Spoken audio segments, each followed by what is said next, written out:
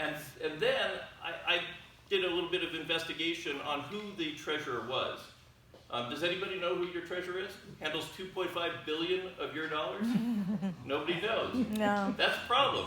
You should know. And I thought, well, how is that? Why is that?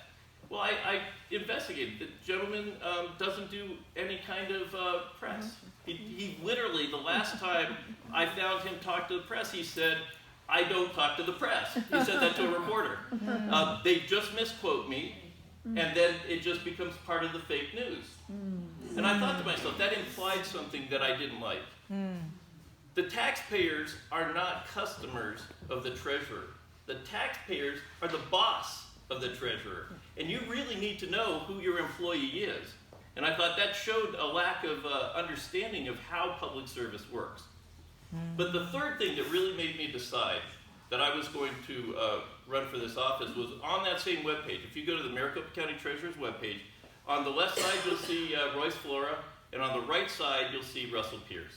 He's the Deputy Chief Treasurer. Highest paid person in the entire Treasury office, makes twice as what the elected treasurer makes. The reason that that's important is that's a real betrayal. Not only is it that Russell Pierce is an incredibly toxic, racist person and shouldn't be in public office at all. Despite that, it's a betrayal to the taxpayer, because one of the most important jobs that the treasurer has is to take your $2.5 billion and invest it to make more money without raising taxes. And to do that, we have this very high-paid deputy treasurer position so that we can go and get somebody who's a real financial wizard, not Russell Pierce.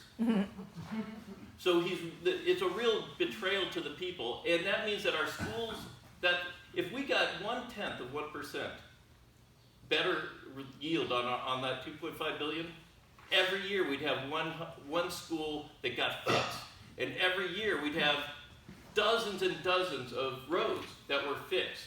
We could get extra counselors to help in the schools. We could do so much with that $25 million.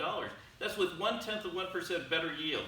And so the first thing I'm going to do, not only because I can't stand Russell Pierce's way of thinking, I'm going to fire him, but also to get the best investor we can. Because that's part of the duty, is to help. That's just fixing things without any cost to the taxpayer. And so I said, yes, I'm going to run for this office. Nice.